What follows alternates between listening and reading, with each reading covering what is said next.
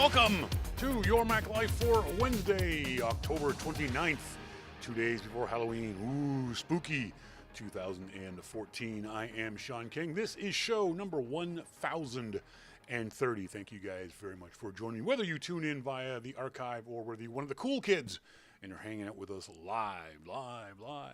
As always, you can watch the video of the show if you so choose on the website at yourmaclifeshow.com or yourmaclifeshow/live.com. Bookmark that, please.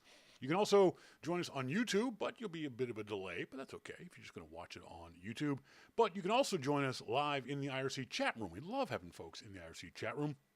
Right there on the front page of the website, below the video feed, is an easy peasy way to get into the IRC chat room. Just put your name in there, and boom, it puts you in the IRC chat room with all the other cool folks who are hanging out there with our IRC babe Sly. You're not going to know anything about IRC, but it's the fun part of the show with all the folks in the IRC chat room. If you're a traditional IRCer, you can use the server. The information for the server is on the website, but it's the irc.chat-solutions.org server, and we are in the pound Your Mac Life channel. As always, please send me emails. I love getting emails from you guys. On air at yourmaclifeshow.com. On tonight's show, we're going to talk to our good friend Jim Dalrymple from The Loop at loopinsight.com about CurrentC and what a fustercluck that is. I mean, it's hilarious how awful this process is from the folks at MCX and their new system called CurrentC. We'll talk about it, but it's literally funny. Not even in a sad way, just funny. We'll talk about that. We're going to talk about Yosemite. What are your thoughts and feelings about Yosemite 2 weeks out? Have you been using it? Have you avoided it? Are you using it? Do you like it? We'll talk about that and more later on the show. And in our starting point photography segment, we are going to be checking out a great new app called Pixelmator. Pixelmator has been available on the Macintosh desktop for a while now, and they've now developed an app for the iPad. And it's an app that I would have paid when I saw the demo of it during the iPhone launch. I thought, oh yeah, that's $19.95. I'll pay that in a heartbeat. It's $5. It's $5. If you use photos on your iPad, if you take photos, if you edit photos, if you do anything with photos on your iPad, buy Pixelmator. $5. There's no excuse, just $5. It's easy to do. And I'll show you a little bit of a demo of it later on in the show. First up, big, huge thanks to, I guess it has to be, oops, that's the wrong window, sorry. Has to be described as she who cannot be named, because she doesn't want certain members of her family knowing that she bought a motorcycle. So that's what we'll call her, she who must not be named. Went out on Saturday with her. She's been thinking about buying a motorcycle, or she's been thinking about getting back into riding. She used to be a scooter rider a few years ago. And she's heard me talk about riding. She's heard me describe riding, both the good and the bad. I've never tried to convince anyone to ride. Oh my goodness, you should get a motorcycle. I've never done that. If people ask me about riding, I give them my honest opinion, pros and cons. And the cons are significant. It could kill you. The pros are, it's a lot of freaking fun. So the idea was Saturday we were going to go out to a place called Whole Shot Motorsports here in Langley, British Columbia, the biggest motorcycle dealership in British Columbia. And we were just going to sit on some bikes. She just wanted to see what a cruiser felt like versus a standard bike versus a sport bike, just to see maybe what she might like. I think, great, I love going to motorcycle shops. You get to talk to folks about bikes, get to see new bikes, get to sit on new bikes. Great, it's not a problem. So she sat on probably 10 different bikes. And then the last one she sat on was this interesting bike called a Honda, I think it's a Honda CX700. And it's a Honda hybrid. It's not a true cruiser. It doesn't look like a Harley Davidson or anything else like that. It has the foot position of a cruiser with your feet forward, but it has the look of a standard bike. It's a really neat looking motorcycle. She fell in love with it. Just loved it. The price was great. This was a brand new bike and it was under $8,000. So that's a good price for a new motorcycle. She's never licensed yet, but she's going to get her license in the spring. And so she's talking, humming and hawing. Eventually she said, you know what? I can't get a bike if I don't have anyone to ride with. And yeah, well, I said, there's motorcycle groups here in Vancouver. You can make some friends with the riding community. And I don't want to do that. I want to ride with you. I don't have a motorcycle. Well, you should get one. Well, I know I should get one, but I can't afford one. Are you sure? Yeah. I'm not going to get a loan. I got a credit score of 0 because I lived in the States for so long. There's no way I could pay for, because for me, I can't buy a used bike.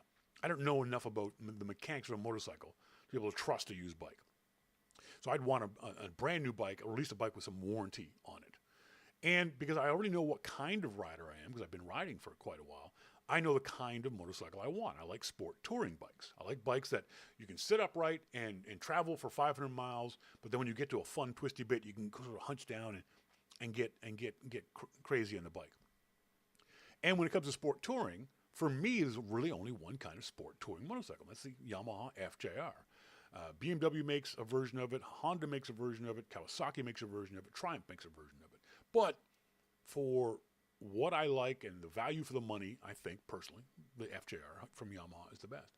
She said, well, how much is an FJR? I said, well, they got a brand new FJR right over there. And we went over to the price, and the price was good. It was damn good, considering what it was. Now, I hope you're all sitting down. $17,000. Yes, that was just for 2 wheels. You can get a decent car for $17,000. But one of the things I figured out as I've been working through my self-diagnosis of depression is riding gets me out of the depression. If I'm feeling sad, riding gets me out of it.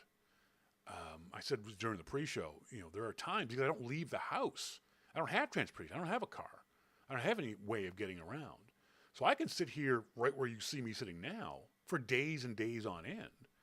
And that's depressing. And it's worse when you've already got depression, when you're already fighting that battle. Sitting alone at home by yourself for days and days on end is not good for you. So Leslie and I went out for dinner. We talked about it, and we sat there for hours and hours and hours talking about. I said her name. Shit. I'll fix that in post. We sat around talking about it for hours, and she eventually said, "Look, do you think you can afford the bike?" I said, "Yeah. If I eat a lot of ramen, I can squeak by on the payments if they're this number." She said, "Well, I'll co-sign for you." I said, No, you can't. No, you can't. That's insane. You can't do that. That's not, we're not in that relationship. We're not boyfriend, girlfriend kind of thing. She said, "Yeah, but, this is going to be good for you. It'll be good for Starting Point Photography, our business. It'll be good for you mentally. It'll be good for you in any number of ways." So Tuesday morning we go, and sure enough, somehow we managed to pull it off.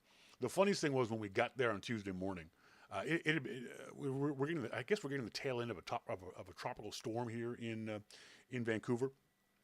And so she was like, "Well, it's raining today. Sure you want to?" "Yeah, it's raining. I don't care." "No, I don't care." So as we pulled up to the dealership, there was this rainbow over the dealership. It was like, okay, that's a sign.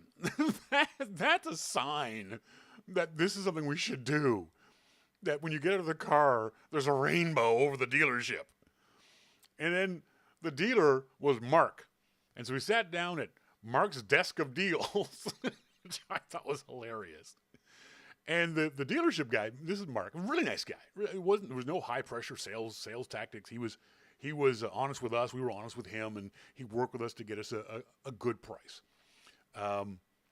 And so that's a shot of the one of the plates on the bike, the ignition switch, and then after 3 or 4 hours, he handed me this sign that I could put on the motorcycle. But we weren't done yet. Then we had to go to the bathroom. I just thought the bathroom signs were hilarious in this place. Sat down with this lovely young lady named Tammy, and Tammy worked her butt off, literally trying to get the deal done. And she didn't have to. I mean, yeah, she did because if they can finance things and they make money, blah blah blah. But She worked really, really hard with a couple of financing agencies to get it at a price. Because I told her, I said, I'm not paying any more than this on monthly payments.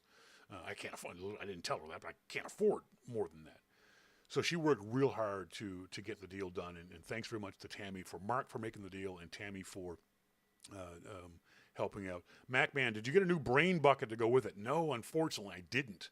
I'm using an old helmet. I got to save up some money to buy a new helmet too. So that's kind of thing. The helmet I had in the accident in Calgary was taken by the dealership, by the insurance company, and we were reimbursed. But my backup helmet is quite old. It's about 5 or 6 years old, so that's kind of scary. But that's the bike itself. It is, as I said, a Yamaha FJR 1300 ES electronic suspension. An amazing motorcycle. Just spectacular. The kind of riding I want to do. It's the bike for me. MacMan, at least you have one. It's the law here in Canada, MacMan. You have to ride with a helmet. It was cool to be on a vehicle that had less than a mile on the odometer. It had 1 kilometer on the odometer. So, and then that's what it looks like in the wild. It's a beautiful bike. It really is. MacMan, yeah, it's the law to get a helmet. And as I always tell folks, you can buy a $99 helmet. It's not going to fit. It's going to hurt. It's going to be heavy. It may not protect in all situations. What's your brain worth? So for me, I like showy helmets. I like Arai helmets, but they're $700 helmets. So that's me saving up for $700 worth of a helmet. I've also got to get some other stuff for the bike, but the first thing is obviously the helmet. The helmet I've got, the one you see on the bike there now, is a showy helmet, but it is also, like I said, it's at least 6 years old, probably closer to 7 or 8 years old, and it's gotten a little grody. It's a little nasty. So I'm looking forward to making some money to get a new helmet. By the way, I want to say a big thanks. Speaking of money, I want to say a huge thanks to a couple of listeners of Your Mac Life who saw my tweets on Twitter in the past couple of days. Glenn Ramsey sent, he said, "Hey, Shawn, here's a little gas money for your new ride. I'm glad to hear you're back in the saddle, but try not to bend this one. Best wishes, Glenn Ramsey in Juneau, Alaska." Thanks, Glenn. That was fantastic. And also Richard Madison. Richard Madison said, "This is for the FJR 1300. You know what to do with the money. Ride in good health, my friend. Sincerely, Rick." And that's Rick from the Long Island Macintoshers group. Both you guys, thank you very, very much for sending off some cash for the bike. That was very sweet and very kind of you. If anyone else wants to, go right ahead. You know how to do it. Go to the website, yourmaclifeshow.com. Right there on the left-hand side, there is the buttons for subscriptions. You can subscribe at $2, $5, $10, $15 a month, whatever you so choose. And that money comes out of your credit card, out of your PayPal account, and goes into mine. And we use it for bandwidth. We use it for, now we're going to use it for a new motorcycle helmet. So that's what I'm going to buy next, is a new helmet from the nice folks at Shoei. Or you can just donate a certain amount, a one-time thing if you so choose. Later on the show, we're going to be talking about Pixelmator, a great app from the nice folks at Pixelmator.com, an iOS app for your iPad. We're also going to be talking about Yosemite and your thoughts and impressions of Yosemite, and my thoughts and impressions about Yosemite. But up next, we'll talk to our good friend Jim Dalrymple from The Loop at loopinsight.com about his thoughts about CurrentC, which I think is going to be a really enjoyable bit. So stay tuned. This is Your Mac Life.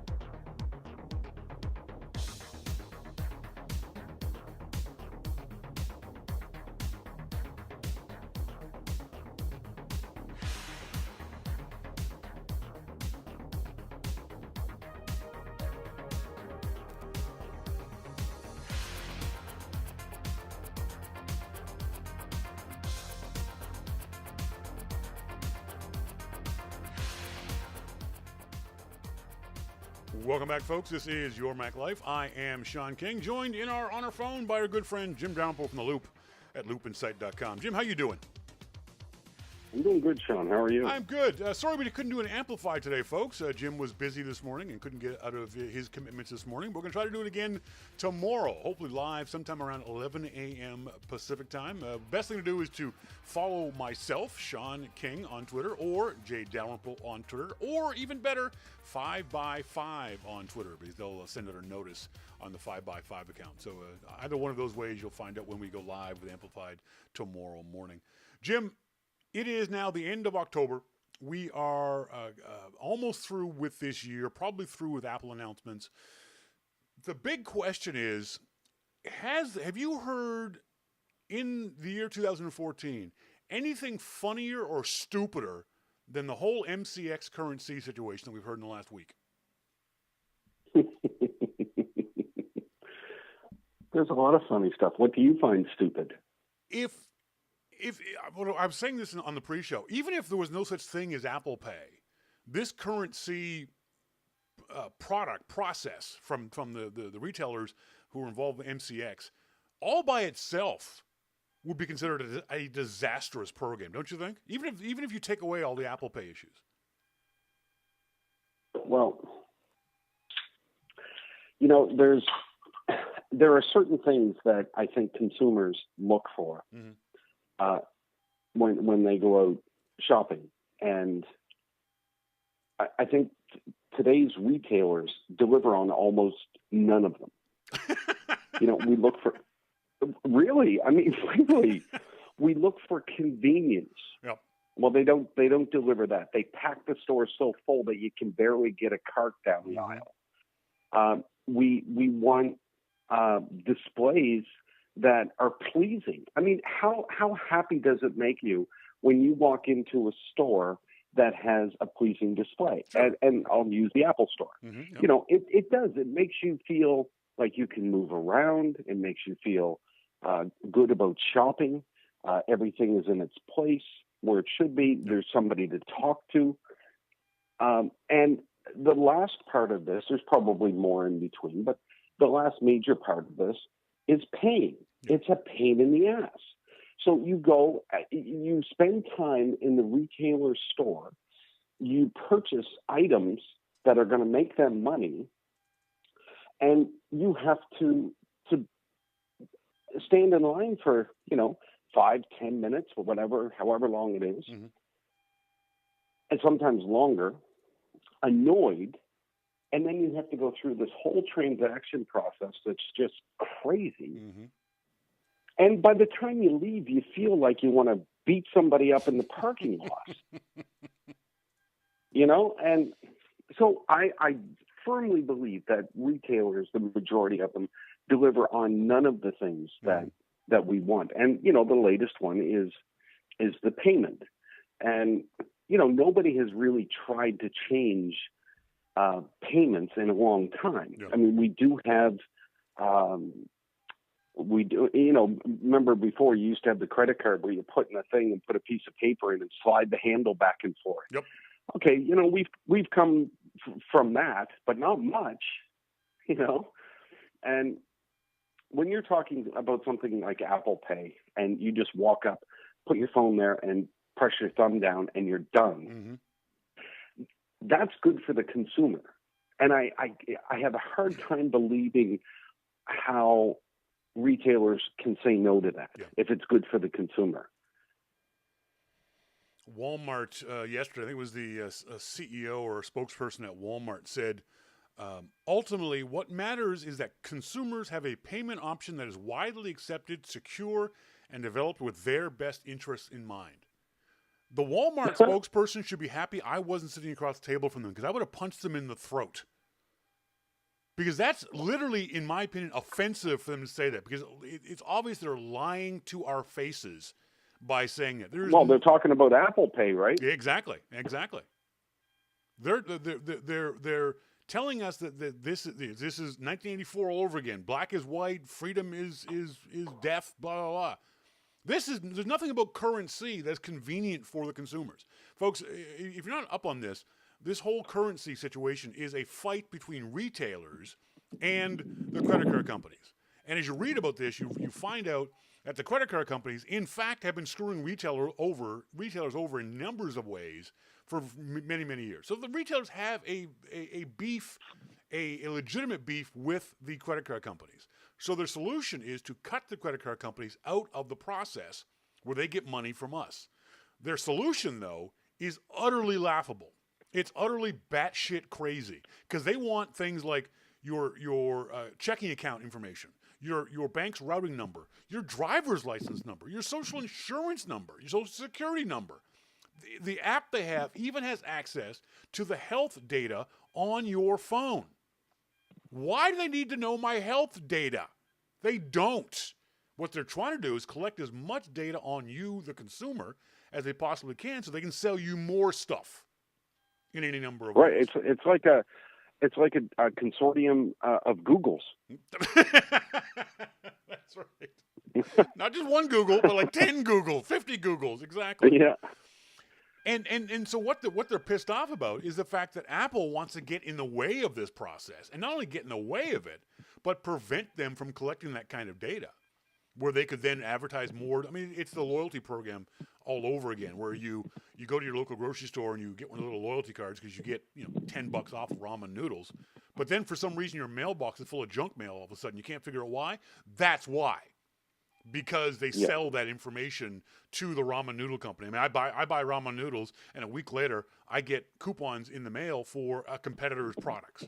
That's how that happens. If you often wonder why that happens, that's because there's a direct relationship between the things you buy and that junk mail, and that's what the retailers want. Well, and the more information that we give, the less we can scream about privacy. Mm-hmm. True. It's the old thing. We say it all the time. If you're not buying a product, you are the product. Yep, that's right. So, and then the other thing is, one of the things I found is just absolutely hilarious is to see Android users complain about how these stories are all about Apple Pay. And they always point out, well, we had Google Wallet 3 years ago. Yeah, but you didn't use it. Okay? Maybe if you jagoffs had used Google Wallet, we would have found this out about CurrentC 3 years ago. So shut up. You didn't use the product. No one used the product. This is all about Apple Pay right now. That being said, and remember, CurrentC is not available right now, folks. CurrentC is in no way, shape, or form can you use CurrentC. The app is on the App Store, but it's in beta, but you can't go to a store and use it right now. They've shut it off. The ability to use NFC from Google Wallet or Apple Pay at CVS and Rite Aid and Walmart and those kind of places. So this thing isn't even going to be available until next year at some point in time. And the fact that they get hacked even before they open. Well, hacked is the wrong word. They lost a bunch of email addresses. It wasn't really serious, but it certainly was a security breach. There's no doubt about that. And that scares the hell out of me. Hacked. Okay, if you want to say hacked, that's fine. But that's got to scare consumers too. The fact that these guys can't even keep my email safe. How am I going to trust them with my checking account information or my social insurance number? Yeah, well, when a company, when somebody, an individual or a group of individuals, gets into a company system and is able to download information that they consider to be private, I'll call that a hack. Yes, but it was if you're going to call it a hack, you have to call it an accurate hack. It was the email service provider that got hacked, not MCX or CurrentC. It was just their email go-between. You understand what I'm saying?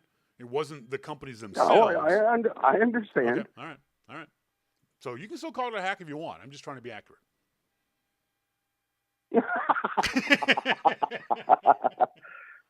Yeah, okay.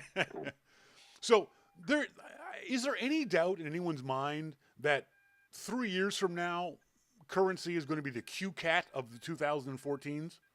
Remember the QCat that people tried to get going in the mid-90s? This thing is going to drive and blow away in 2 years, 3 years, isn't it? There's no way this is going to be a success.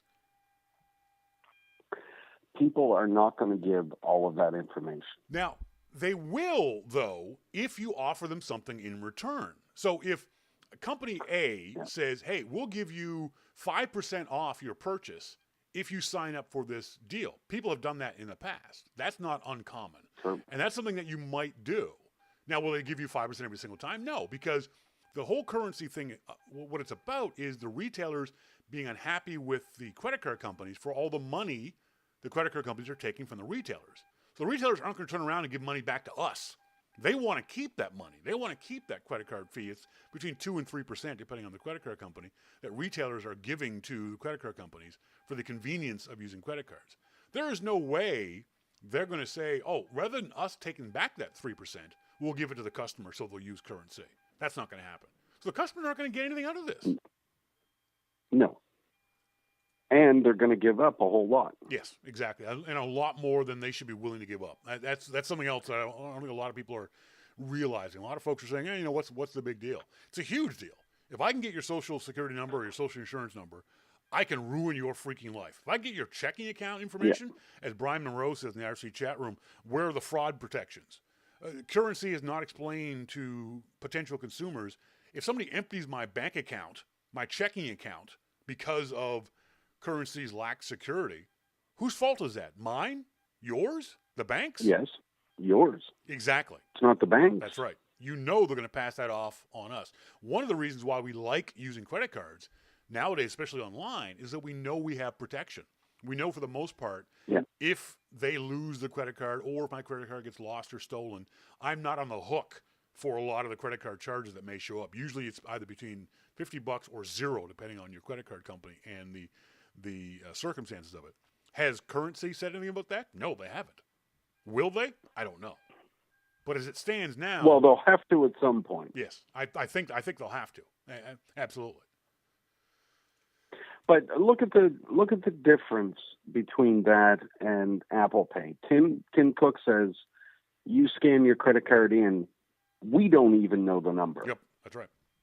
We give you a fake account number, and you just go and pay. We don't even know what it is. The retailer will not know what it is. Yep. They'll just know that it was paid.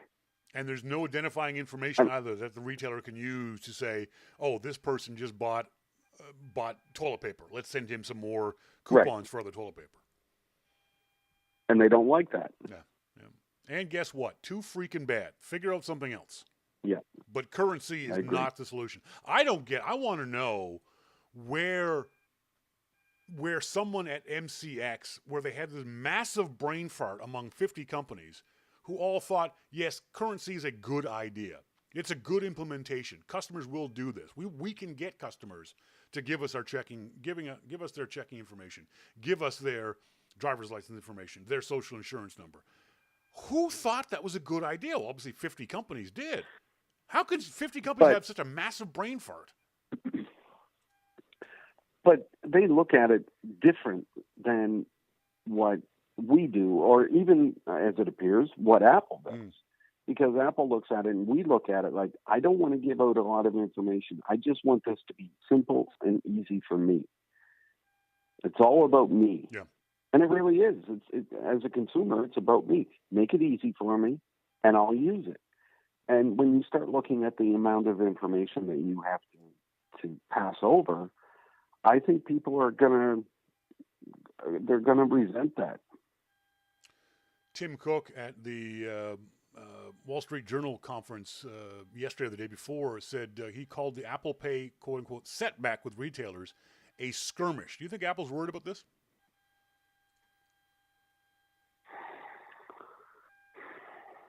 I don't think that they're necessarily worried, but when you have companies that are that big, and you're trying to launch something like this, I think it's something that they seriously have to watch, because they don't want this to get out of control. But the one thing that I think that they have on their side is the consumers, because it is just that easy. Point, fingerprint, done. Do you think that? But, go ahead. Google doesn't want you to do that kind of stuff either, because they want to know all the stuff that you have. I mean, Google does some great things. I'm on them a lot, but that's because I don't like the way that they do business. Yeah. Their business is selling information, and I don't like it. I think that one of the issues with this too is that people aren't getting the fundamental differences between these companies and Apple. Apple doesn't want your information.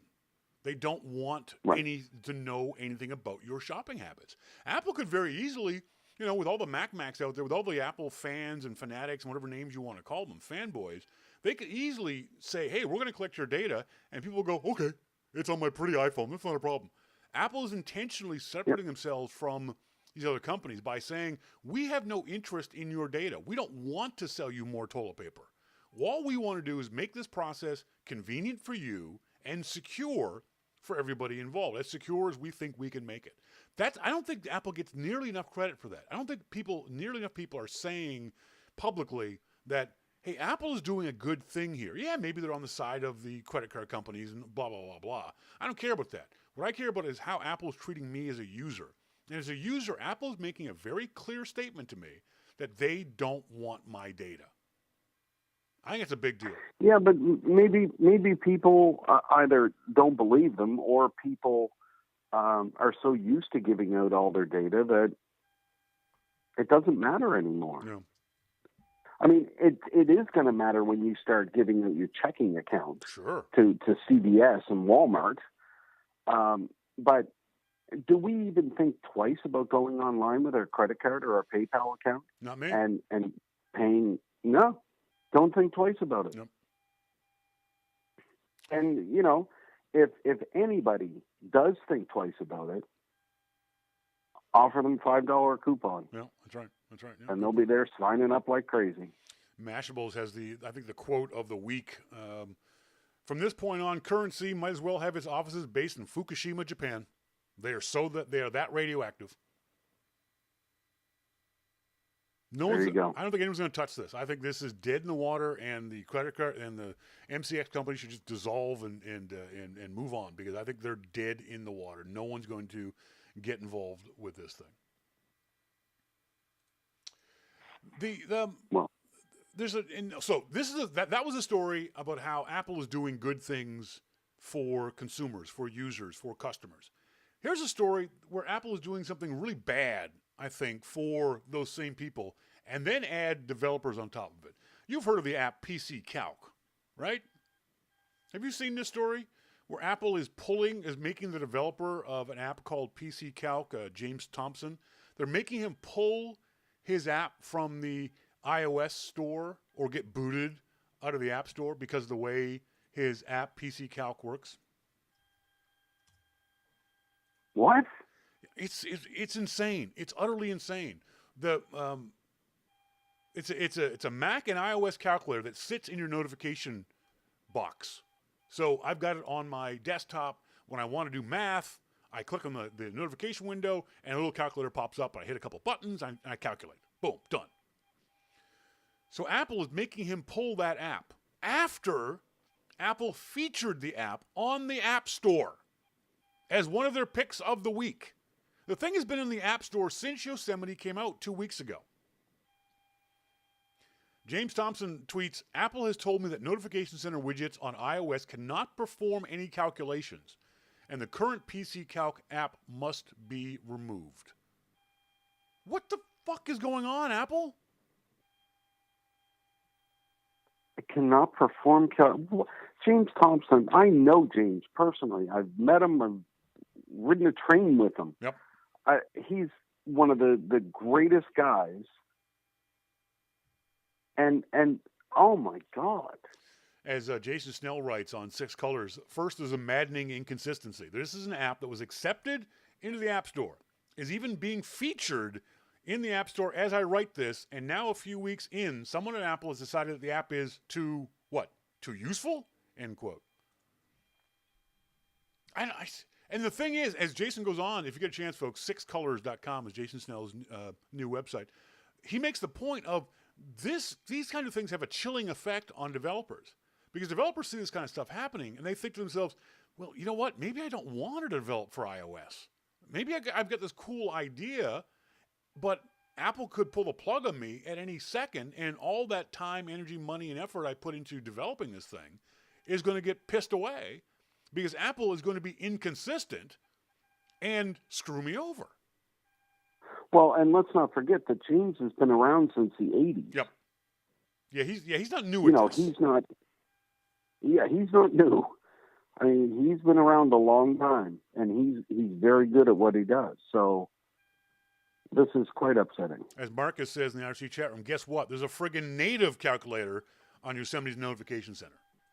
This is a better calculator than what Apple has put on Yosemite's Notification Center, which does calculations, by the way, Apple. That thing you said that widgets aren't allowed to do, what you meant was anyone's widgets but ours. And that's just bullshit from Apple. Apple, you can't have the whole sandbox all the time. You got to be a big kid and share. If somebody comes up with a better product than what Apple is doing, Apple should allow them to do it if it fits in with what Apple is doing. Apple, if you're doing calculations in the notification center and someone comes along and does a better version of it, first thing you do is buy that from them. Or at the very least, you let them put it in your app store. And don't let them put it in the app store and then pull it 2 weeks later.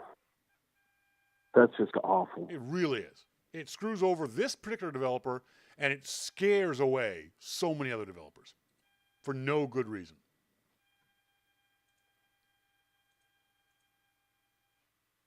Wow. All right, now I'm depressed. Yeah, sorry. I know. I do that to you every now and then, don't I? Yeah, you do. I might just hang up. Wouldn't be the first time. Wouldn't be the first time. No, it wouldn't. Greg Joswiak, while Tim Cook was at the, interestingly enough, Tim Cook was at the Wall Street Journal conference, but Jaws was at the Walt Mossberg conference. There's a little signal there. Jaws was talking about Apple market share and lessons learned, the story up on loopinsight.com. Did you watch that video of Jaws? I haven't. It was interesting. It was interesting in the kind of things that he says. In particular, one of the things that it's good to see Jaws or anyone at Apple say out loud the things that we know, or say it to a larger audience, the things that we know are true of Apple. And one of the things that Jaws says is that we can't and won't make a cheap Macintosh. He's saying that we're not going to make a Mac a $300 Macintosh. A, they don't know how, and B, if they could, they probably wouldn't because it would be cheap. And Apple's not a cheap company. It's good to see that message is, he said, our goal is to make the best products with the best experience. And we're trying to make sure that we are delivering on that.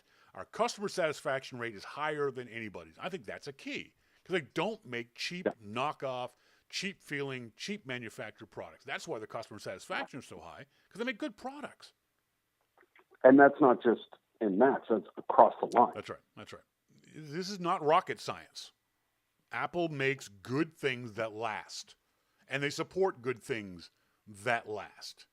And that's a good message for Jaws to be giving out to a wider audience than just us Mac users who already know that, who already have. I mean, I'm running a 3-year-old Macintosh running the latest, greatest OS from Apple. And if you didn't tell me that it was the latest, greatest OS, I would not notice any speed difference or any changes in the way this machine runs. You put that on an old Windows machine, and the Windows machine is going to bog down, and you're going to have issues.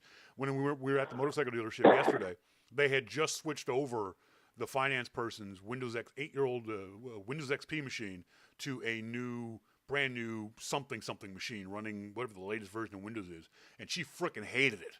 It was slower than her previous machine. It kept locking up on her. It was an awful, awful process and feeling. And I'm sitting there going, thank God I'm a Mac user. I don't got to deal with that kind of crap on a daily basis. Yeah, I don't want to deal with that. It's not that she can't get her work done. She just can't get it done efficiently and with as much ease as she could with this other machine. And that doesn't happen. And that's saying something. What's that? That you have to go that far back. It's like saying, I haven't been able to get anything done since Mac OS 9. That's right, exactly. A big. I don't know if this is news. I don't know if this is something that's important, but the former Android VP called the iPhone 6 the most beautiful smartphone ever built. Is this news? Is this just people poking fun at Android?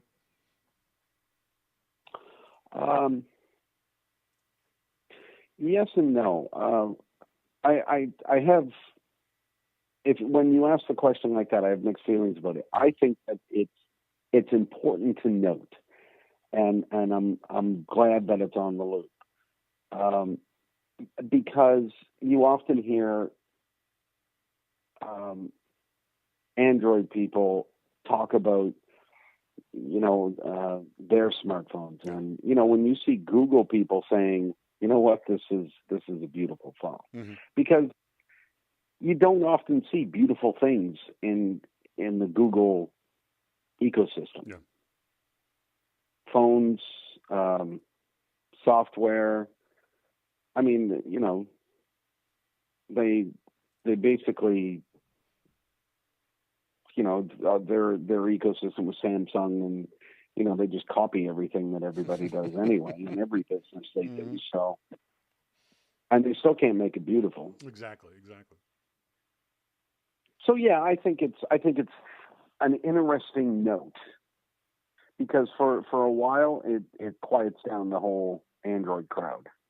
I think the tone of the comments and the reports is important. That it's not this finger pointing of I knew it all along kind of thing. That can be kind of juvenile. Having the former Android VP give his honest comments, I have no problem with that. If his honest comments had been, hey, I think the Lumia X94000 was the best phone ever. Okay, that's your opinion. To me, it's how that. Yeah, but then we would know he was stoned on heroin or something. What are you, a moron? No, it's not. Yeah, exactly. But I do believe this is his honest opinion. I'd be willing to bet he would have had this opinion if he was still at Android, because I think that's his opinion. It's not going to change by his employee. He's not going to say it when he was at Android, obviously. But I think as long as the tone of the reporting is neutral and not the Mac fanboy kind of nah kind of thing, I don't have a problem with these kinds of reports. But a lot of the stuff I saw on iMore and 9 to 5 and those kind of places was very juvenile in their reporting and in their commentary about this guy saying this. I agree with you. Of course you do. There was something. I forgot what I was going to say. Something about. You still haven't tried Apple Pay, but there's something along those lines, because you're back home in Canada, and we don't have. Oh, that's right. Have you seen SO stations in Canada have the Touch and Go, which is kind of like Apple Pay? It's for those folks who aren't familiar with it, it's a key, generally a key fob that you use to pay for gas and stuff at the gas station. I was talking about this in the pre-show earlier. Have you seen that in any other place in Canada other than SO stations? I can't remember. I can't remember seeing it anywhere else except SO. So wait, doesn't MasterCard have one now? I think that there's one at Tim Hortons. Is there? Okay. I think so. All right. Check for me the next Tim time. Hortons down by where I live, anyway. Check for me next time, because I'm curious to know how much of this is already available in Canada, because we've heard from banks here in Canada that Apple Pay is not going to be coming for a while. But if those terminals are already available in any number of places in Canada already, why wouldn't the banks support this? If it's available, even if it's only available at SO stores, why not make it available for people who do have iPhone 6s? Maybe Tim Hortons is accepting SO cards now. I did see a commercial with a Tim Hortons MasterCard, and it was like a double MasterCard. It was, you pushed one part of the card and it became a Tim Hortons card. The other part was a MasterCard card. Yeah, I saw that. It was really weird, so I kind of ignored it. It is very strange. They probably brought that out at the same time they brought out the dark roast. Have you tried that yet? Have you still not tried that, have you? I'm not trying it. Give it to Mikey. Let Mikey try it. Folks, on that note, I just go ahead.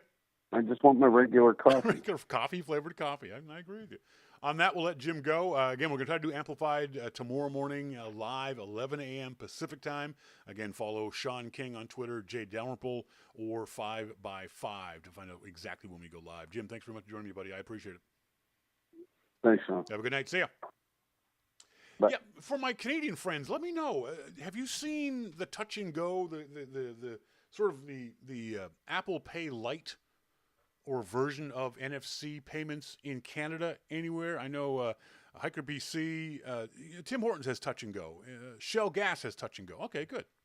So it is available in some places in Canada. I wonder if any retailers, I can't imagine any of the large retailers, there's that many left in Canada, that still have it. The Sears and the Eatons, and I don't even know if Zeller's still around, for crying out loud, up here in Canada. Yosemite, the new version of Apple's operating system, is overall neutral, in my opinion, in the sense that I don't feel it's faster. I don't feel it's slower than Mavericks before it. I don't see much of a difference with my usage of Yosemite from the point of view of speed. I mean, Mavericks didn't crash on me anyway, so it wasn't like I was like, oh my God, thank God that Yosemite is here so I can finally. How come Apple? I go to apple.com/Yosemite and I get the message, the page you're looking for can't be found. Come on, Apple. /Yosemite. I should be able to find out information about the frickin' iOS or the operating system. Jesus. And now I'm on Apple's website. There it is, OS 10. God damn it. Yeah, that's what you have to go to. You have to go to apple.com/OS 10. One more hoop to jump through. So, from that point of view, I've been using Yosemite, and it's fine. You know, it doesn't crash, but again, Mavericks didn't crash. I don't have any issues with Yosemite from a technical point of view. Safari is still a pig. Mail is still a pig. It hasn't changed that. I can be sitting here with my Twitter client open, Safari open, Mail open, and maybe iTunes. Those 4 apps can be open, and I'll get constant memory dialogue warnings. The system is using too much memory. I look, and the 2 apps that are using all the memory, Safari and Mail. Thank you, Apple. Thank you ever so much for having those 2 simple applications be utter RAM pigs. But again, that happened in Mavericks. The thing for me, Brian Monroe, how much RAM do you have in my system? I have 8 gigs of RAM in this system. All right, that should be enough for 4 frickin' applications.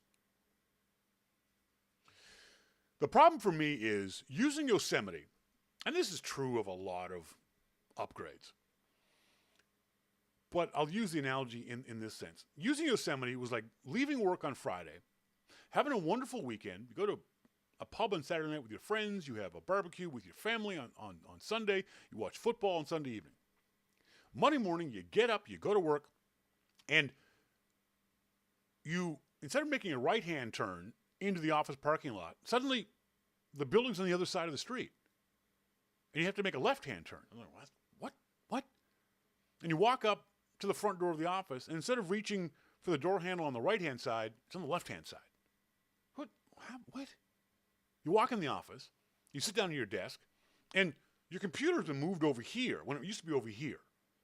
Your phone is now on the cupboard over there. Your secretary has turned into a guy. Everything's changed. Everything's the same, but everything's a change too. And as Mosquito says, and the street signs have become illegible. Illegible. There we go. That's the word I was looking for. And it just kind of confuses you. So where's my stuff? Where'd my things go? Why is everything looking different? That's the biggest issue I have with Yosemite, is the visuals of it, the user experience of it, the user interface of it. You can see in this window here that if you're watching the video, look at the top of the window. It's all faded away. Now, this is Yosemite, Safari is the selected app, but there's no texture, there's no depth to it, and it's all flat. I can't really see where one thing begins and one thing ends. A little thing like, remember favicons? Those little icons that were up in your URL field on the left-hand side? Well, now you have to like kind of find it by scrolling over. It's not even a favicon anymore. It's just an icon. That's annoying. Why did you change that? So I have to go kind of hunting. Instead of looking and being able to go boom and right to the favicon, I got to kind of figure out it's in this general area. Look at what happens when you click in the URL field. So the window up in here, I click on it, and for no apparent reason, the icon jumps to the left. Why? Why is it run away from my mouse? I want to click on it in order to copy something, to capture a word, to do something. But when I click on it, it runs away. I got to go chase it now. Why, Apple? One of the things I do a lot is I'll email myself and or friends and or whatever websites that I think that they're going to be interested in. And so I'll often click and say, email this page. Now, leaving aside the fact that you used to be able to do it inside the browser, now mail comes to the front, which I find frickin' annoying. Or, sorry, it did in Mavericks too, just to make that clear. So it used to be over here on the right-hand side, left-hand side. You would click over here, and you would then be able to choose email this page. Where did it go? It's over here now. Apple, why did you move that? Is it better over there? No. It's just different for the sake of being different. And a lot of this happens in Yosemite. It's different just for the sake of being different. That's so annoying. There's no need for it. If it was actually a better thing to do, then go right ahead. But it's not. It just moved. So I got to go hunt it and find it again. And muscle memory, eventually all these issues will be solved from muscle memory. I'll remember to go up here to get the favicon icon. I'll remember that, the mail thing isn't here, it's now over here. But why make me go through that to begin with? Why piss me off from that period of time when, for the period of time when I have to retrain the muscles? It's just dumb. Mosquito says it's not so much a design iteration as is a design alienation. I agree. I absolutely agree. Marcus, not to mention the stupid default of hiding full addresses like on iOS.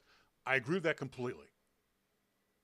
Absolutely agree. The other thing that really ticks me off is Apple changing our defaults. And they do this. They've done this on iOS for a long time now. You notice that on iOS, when you update the iOS, the Bluetooth is turned on, even though you had it turned off. Why, Apple? If I had it turned off, I probably had it turned off for a frickin' reason. Leave it off. Other things like that, like changing my preferences to what you think would be a better idea. Don't change my preferences. Leave them alone. You can tell me that there's a new preference to do this, and would you like to turn it on or turn it off? That's fine. But turning things off that were on and turning things on that were off just pisses the user off. And it confuses them too. You have no idea why all of a sudden your computer is acting this way until you realize, it's because that preference is turned on or off, as the case may be.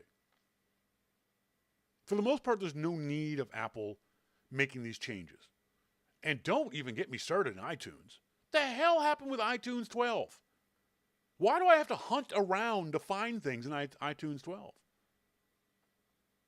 I understand that you want to make changes, but make changes for a reason, Apple.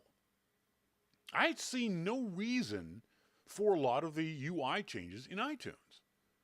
They don't make things necessarily easier. They make things more complicated to a certain degree. We have to hunt to find things. I think iTunes is even a worse disaster than Yosemite overall, from the point of view of usability. And one of the most annoying things that Apple has changed in iTunes is this idea of, so if you're watching the video, here are my updates. So Yahoo Weather wants to be updated. Well, I don't update things automatically. I update things on my schedule when I want to. And so what I'll do is I'll click on these icons and read what the update is. There's been several updates where I read the release notes and find it'll do something I don't want it to do anymore. In particular, when it comes to ads that were free, now we'll say on the update, oh, it's now ad supported. All right, that's fine. That's fine for you to do that. But doesn't mean I have to update your app, so I won't update the app. So I check first. So what you do is you simply click on the icon and you read the notes. Oh, look, there's no notes.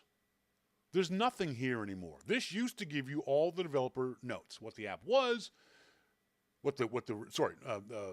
bug fixes, whatever was going to be new in this app. It's gone. Why, Apple? Why have you removed that? Now to find the information, I have to click on the icon, right-click, show in iTunes, access as iTunes, and I've got to scroll down to find what's new in version 1.63. What the hell is wrong with you, Apple? Why would you do that? What's the point of that? Why show me this big update window with nothing in it?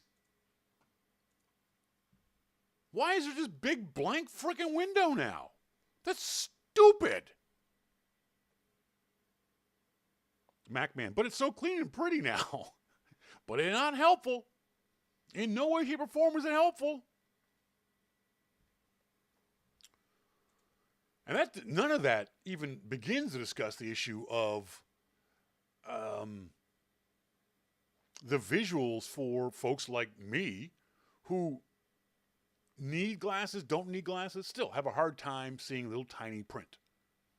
Yes, I should go get my eyes checked. I know. But I can solve the issue with reading glasses. I don't want to wear reading glasses on the computer. I don't need them. I usually put the cheap reading glasses you get at the drugstore for reading text that's small, like on the ingredients of food kind of thing. You know, that kind of text.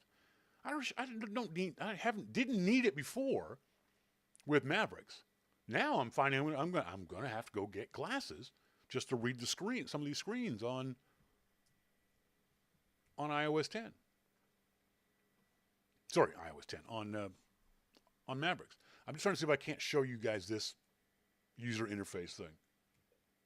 Ah, crap, it won't show up over here.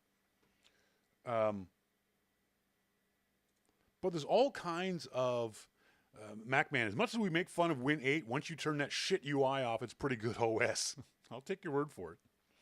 Marcus, I haven't used iTunes for app management in years. Spotify replaced it for music months ago. Now I only open iTunes to sync videos with my Apple TV. It becomes completely non-functional update after update. I don't find it non-functional. I use iTunes regularly for listening to music, for, again, updating software, for that kind of stuff. But I shouldn't have to hunt around for, you completely lost the left side panel that everything was in before. And again, for no good reason. Change for change's sake. I don't mind change. I'm not one of those people that doesn't like change. If the change is for the good, and it's useful, and it's demonstrably better, then yeah, I'm all for change. But if you're just changing just because you want to change it, no, don't do that. Don't move icons from one side to the other side just for the simple reason that you can. That's annoying. And then you end up frustrating users. And to a certain degree, you end up pissing users off. See if I can't get this pulled up, because this is a fantastic example of how things have just gone to hell in a handbasket. So here is I'll just go to Your Mac Life to show, because that'll show me the, Facebook. I'll show you guys Facebook. So here is Facebook, if you're watching the video. Sly showing me what the score of his baseball game is. So first of all, I want to capture this favicon, this URL. I want to save it to the desktop. I want to save it in a folder, whatever it might be. So before, what you could do is you would have a folder open. Let me just open up a folder here for, say, show files. Get this folder the right size. So there's a folder next to the window. Before, what you would do is you would grab the favicon up there in the upper left, and then just drag and drop that to this folder. It was easy. Okay? So now I've got to find the favicon. There it is. Grab it, I pull it over here, and I drop it in there. Not a problem. And you see it pops up there. So now I'm through with this window over here. So I'm going to hit Command W. It worked. Son of a bitch. It didn't work before. Wait a second. Let me do this again. Grab the favicon, drag and drop, and let go. Oh, okay. So I dragged and dropped and let go. And you can see it's highlighted over here, barely. Now I hit Command W. The window doesn't go away. I hit Command W. Trust me, I hit Command W. It won't go away until I click the window again. Now I can Command W and it will go away. Try that for yourself. Grab a favicon, drag and drop it on the desktop or into a folder, and then hit Command W. Don't hit it more than once, because what will happen is every window will close once you start going again. But little things like that just are annoying as hell. Insanely annoying in Yosemite. Part of it is that we're so used to things just working right with Apple in general, whether it be your iPhone, whether it be iOS, whether it be your iPad, whether it be Mavericks or other operating systems, that when it doesn't, it's 10 times more annoying. Like, what, Apple, why can't you get this right? You get everything else right? How do you screw this kind of stuff up? And so we get even more angry at Apple. If these are the kind of things that are happening in Windows, you go, that's Windows. It's Microsoft. Let me know what you guys think of Mavericks. Send me email to onair@yourmaclifeshow.com. Give me your thoughts on how Mavericks is up and running for you, whether you like Mavericks, whether you don't like Mavericks, whether it's an operating system that you're avoiding, like some folks have. I've seen folks say that on Twitter and Facebook. They just are not going to use Mavericks.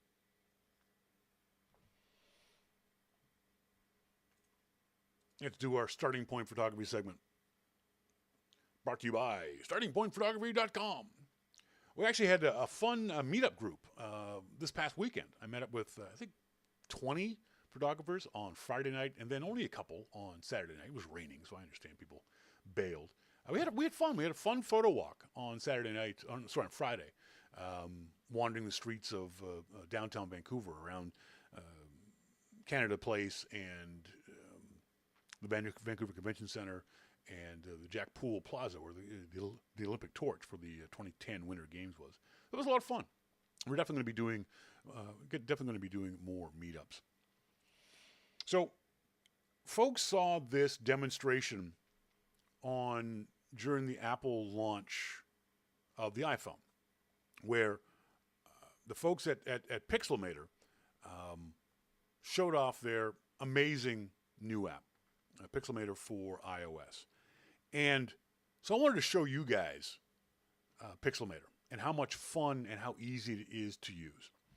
So you can go to the iOS store, do a search for Pixelmator, go to pixelmator.com, find it there. So here is a picture of the motorcycle that I got yesterday. Thanks very much to She Who Shall Not Be Named. I got a text from her saying, "You can say my name, my kids don't listen." So, apps like Photoshop are what are described as pixel editors. Photoshop, you can get into the pixel by pixel thing. Apps like Aperture, Lightroom, and Pixelmator are image editors. So you tend to edit overall images. They can generally thought of as being photographs. So here in Pixelmator for the iPad, you open an image up, and the first thing I always tell folks to do is look at the image and see what you like about the image and what you don't like about the image. And then figure out, I don't think I'm showing the right thing. Hang on, is that going to pop up? There we go, good. So look at the image and decide what you do and don't like about the image. The first thing I always do with any image is crop it, is get rid of the ugly bits, either on the top or the sides or the bottom or whatever it might be. That's always my first thing. The second thing is I then start messing around with the color of the image, the saturation, the vibrancy, the dark, the light, the midtones things. So Pixelmator on the iPad is really easy to use. You'll see up here in the top corner, there's this little paintbrush looking thing. You tap on that, and that's where you get a bunch of options. You have the crop option, you have effects, you have colors, retouch, paint, and erase. So one of the things you can do is click on adjust colors. And then it just becomes ridiculously easy to choose Pixelmator's options. You have these little pictograms in the upper right-hand corner, and you just click on them to see what they do. Black and white and rosy and vibrant and that kind of stuff. And then below that, you have this thing called levels. And ideally, maybe it doesn't matter whether you know what levels are or not, but you grab one of the little circles and start messing with them and see what happens as you mess with the circles when you slide them back and forth. And just slide them back and forth until you get levels that you are comfortable with. Same with brightness. Move the brightness slider back and forth, the contrast slider back and forth, the saturation slider for color back and forth. See what happens. Then you click in the upper right-hand corner, you click apply. Go back to the paintbrush thing, and now you can do things like add effects. And you can add things like funky hue and saturation effects. And you can get all kinds of weird colors in your photo. You can add blur to your effect, so you can make it more or less blurry. And all I'm doing is, you can't see it, but all I'm doing on the iPad is dragging my finger in a circle around the app. That's all I'm doing personally. Click cancel. They've got some neat effects. And then inside the effects, they've got more options of the effects that you can click on. So just click around. It's that easy to use. Just click around and see what you like. One of the cool effects is this kaleidoscope effect. And so you can do some neat things with a funky, cool kaleidoscope thing. I like bringing it down to just one kaleidoscope effect, and then you can, again, dragging your finger around the screen, maybe get, there we go, that's kind of a cool motorcycle effect. And you can save that, and you can upload them, and you can do a bunch of other things to it. One of the things I like that's very impressive in Pixelmator is, and they showed this off at the iPhone launch. Mosquito says, I can't determine from their site at this point, but does Pixelmator now include the ability to save images in CMYK? I have no idea. It's not something I've ever needed or wanted to do. If you find out, let me know. You say that they have CMYK proofing, whatever that is. I'm sorry, I don't know. But you click on the paint can, and then you click retouch. And then you get a bunch of other options. You get repair, lighten, darken, soften, sharpen, smudge, fix red eye, saturate, and desaturate. And these are all things that you can use to paint with your finger on certain areas of the image. The previous effects were all done over the entire image. But now I picked lighten, so I can go over the dark parts with my finger. And all I'm doing is just dragging my finger across the shadow area in the awning over there. I can pick there's lighten. I can pick different kinds of brush. Very soft. I can pick normal. I can choose the size of the brush I want to use and its hardness. So I'm going to pick normal and then go over the motorcycle itself, which is a black motorcycle. And it should, as I paint over it, bring up some color depth.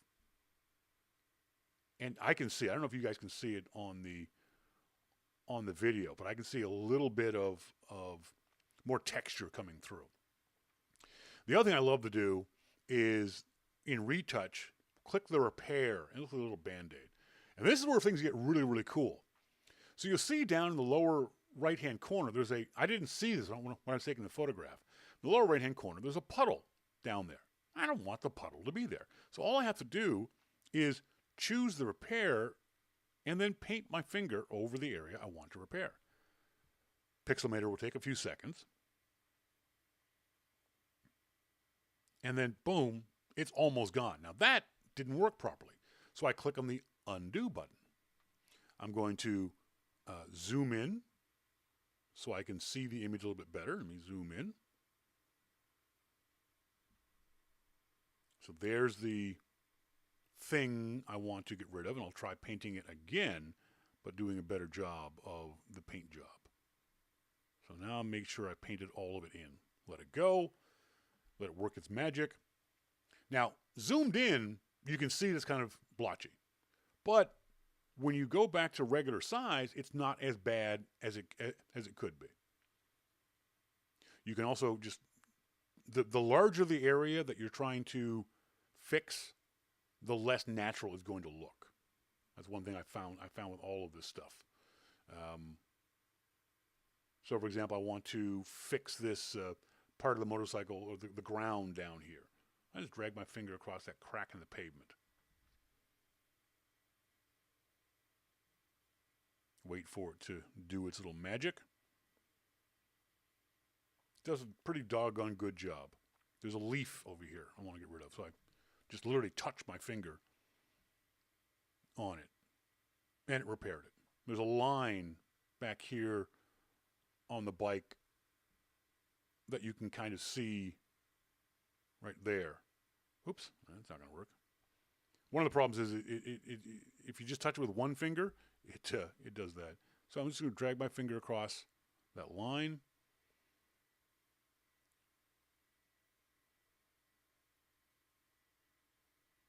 Boom, the line's gone. Oh, I did undo. Sorry. Redo.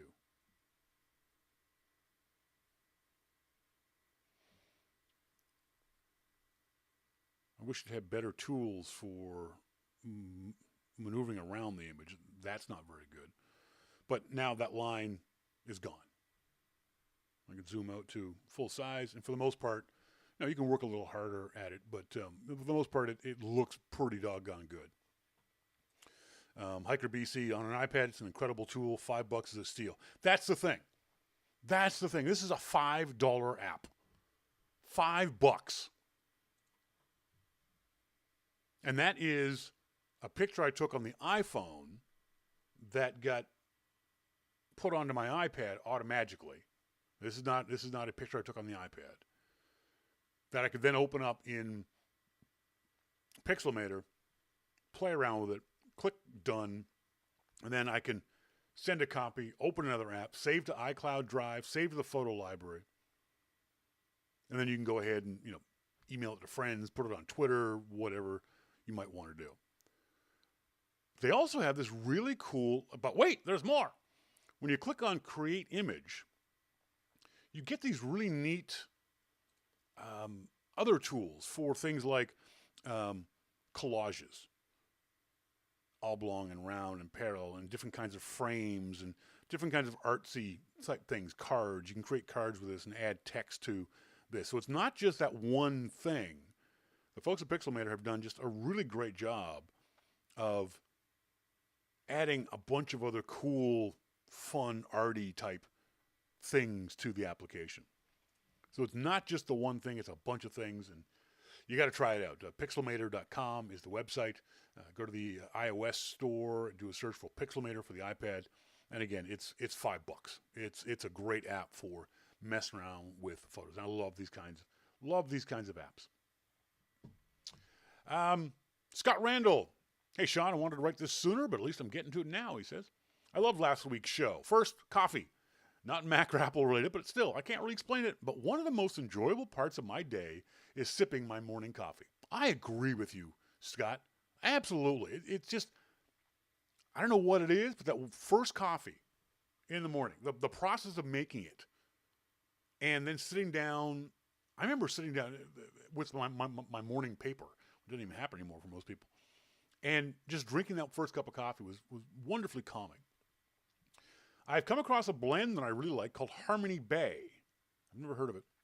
Different flavors, but they are just a hint. Most of the flavor is the coffee flavor. The flavored coffee in Starbucks is via syrup, which contains sugar. Most of the time, I don't like that either. You and Jim have got me wanting to taste Tim Hortons coffee. My son tells me there's a Tim Hortons near here, so as soon as I can get over there, I'll try some soon. Don't be all that jazzed about Tim Hortons coffee.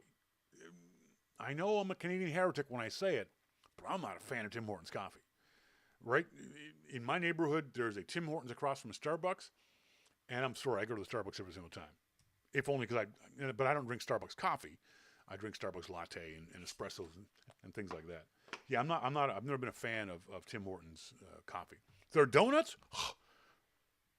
I will crawl through hot broken glass to get one of their donuts. Love their donuts. Second, Macworld Expo. I went to every Macworld Expo in New York at the Javits Center. I really miss it. In fact, for two of them, the Long Island Macintosh User Group had a booth. The excitement of walking around, seeing and trying new things was great. Yes, I used to meet friends there and chat. I also remember getting bargains on software and hardware. I've not found anything else local to take its place, and probably not likely to. Unless you folks at LIMAC do your own expo, it's not going to happen. Third, Yosemite. I have not had a chance to try it yet. I usually install a new release on an external drive and play with it, experimenting to see if all my software will work. I never completely migrate until a .1 or .2 release. I've heard through reading Apple forums and from my friend and co-LIMACer Rick Madison that iWork 09 does not work or even load under Yosemite. If you could ask if any of your listeners have gotten it to work, that would be a real help as we report these things to our membership. Many users, including myself, still prefer it due to features not included in the latest version. Yeah, I asked the Twitters, and everyone wrote back and said, no, iWork 09 works under Yosemite. I don't know why Rick Madison, your fellow LIMACer, is having problems with it. But what I asked on Twitter, and folks said, yeah, it works just fine. So keep that. Figure out something else. Maybe there's something else going on with Rick's computer. Our friend Gary Apter writes. Oh no, that's for Amplified. Sorry, Gary, I'm going to save that one for Amplified. Lauren Finkelstein says NFC for Apple Pay. Sorry, there's one feature they didn't include that I wish they did. That was missing from the new iPads. NFC for Apple Pay. Not for the purpose of buying things, but for the purpose of using the iPad as a cash register to accept Apple Pay payments. A lot of places are already using iPads as cash registers. Why not include that functionality in the device? I think we'd make it a little easier for small businesses to join the list of vendors that accept Apple Pay. Lauren, that's coming. It just didn't happen to be in this version of the iPad, but it will be in a future version of the iPad. I have no idea how much credit card terminals cost or how much it costs businesses to upgrade to accept Apple Pay. Zero. But I do know that my Chorus, a non-prof, has a charity auction every year, and we use Square on iPads and iPhones to accept donations. No credit card terminals, unless you count Square dongles. I've seen a lot of independent businesses that work this way. Eventually, I'm sure that will somehow become touch-to-pay, so why not start now? Lauren, there's a reason why Apple is doing Apple Pay NFC now. And it's because what we call in Canada chip and pin is becoming mandatory in 2015. So every major retailer is going to have to change their terminal at some point in 2015. I think by October 2015. So the change is already coming. There's no need to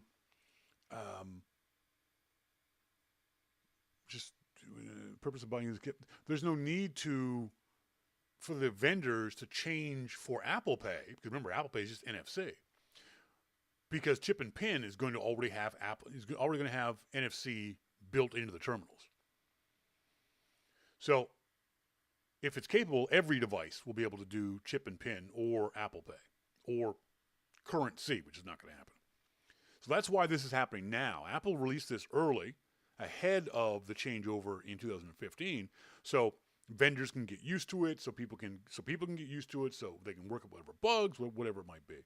But the process is happening now because in 2015, almost every vendor, is going to be changing over. And one of the reasons why, again, the retailers are pissed off at the credit card companies is because the credit card companies have said, if you don't change to chip and pin, if you don't change your credit card reader to chip and pin, and fraud happens, it's on you, the vendor.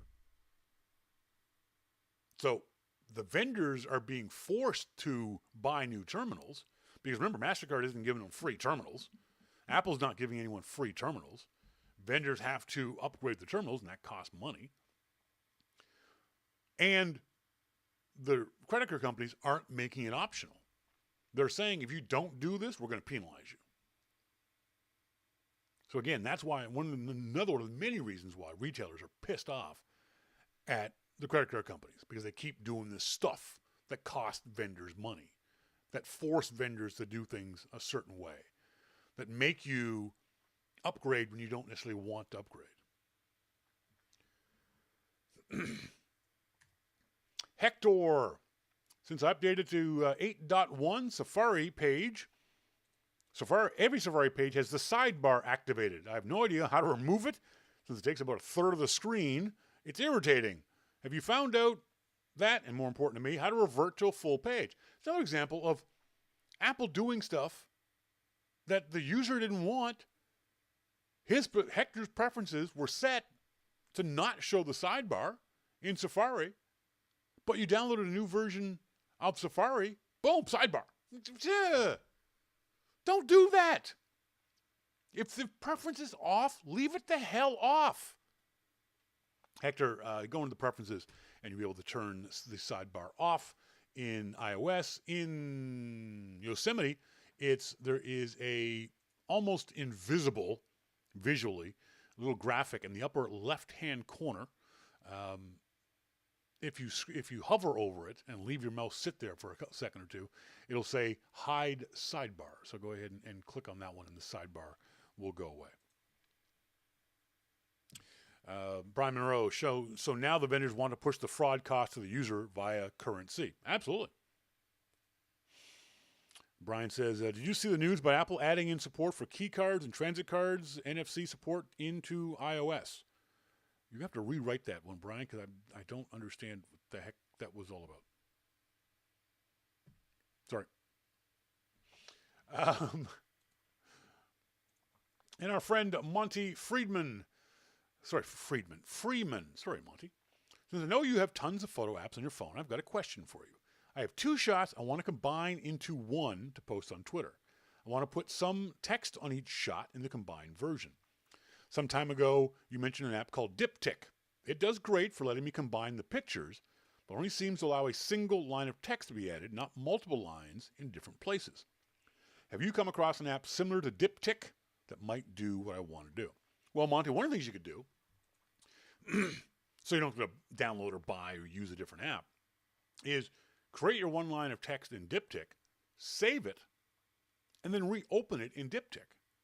If you save it as a JPEG, when Diptyque reopens it, it will have flattened, in theory, the graphic so that your text becomes part of the graphic and you can add more text on top of it. That's a possibility. There is, let me go through my iPhone apps here, and I know there's another one that allows you to do what you are looking for, and it's just a matter of me finding it. So just give me a second here. I go through my 18 million apps on my iPhone that will do these kinds of things. Over, that's right. The app is called Over, O-V-E-R, and it allows text on top of those graphics. And if you'll notice, I just did a little demonstration of Pixelmator. Pixelmator will also do exactly what you are looking for. So those are 3 options for you, Monty. Hopefully one of those will work for you. Checking emails. As always, emails to onair@yourmaclifeshow.com. I'm just checking to make sure. Got an email from Roddy Paws. Mirroring backup. I have a 2-disc RAID I use to place my video files on for editing. But I also have a USB hard drive to make a second copy to immediately as a backup. Good. What software do you recommend for automating this process? I don't always have the USB drive mounted, so it would need to be flexible. I sometimes add it as a portable drive as backup and transfer it later if I'm in the field. So these are files you're talking about, Roddy Paws, that have been post-edited. Because one of the things you could do is look up Automator scripts. Now, I'm not an expert in Automator. I don't know much about it at all, as a matter of fact. But I know Chris Breen, Body of Breen on Twitter, is a big fan of Automator. And I know there's websites that have Automator scripts on them. You could try that on. The key for this is I don't always have the USB drive mounted. If you just want to do a backup from the RAID to the USB, things like Carbon Copy Cloner will remind you when it's time to do a backup to put that drive in. A little dialog box will pop up. 'Cause I do the same thing. I don't always have my drives connected. So it will pop up and say, it's time to do a backup, plug in that device.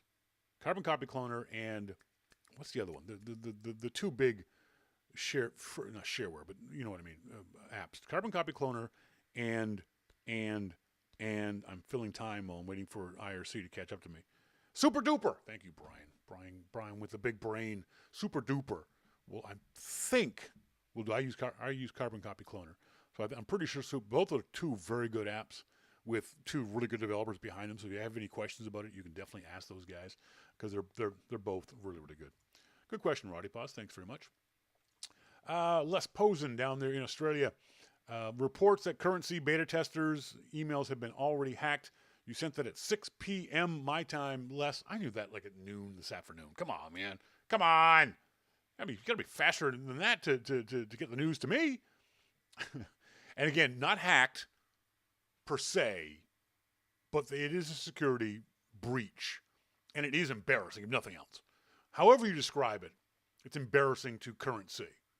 Absolutely and utterly embarrassing to those guys. And well, it should be.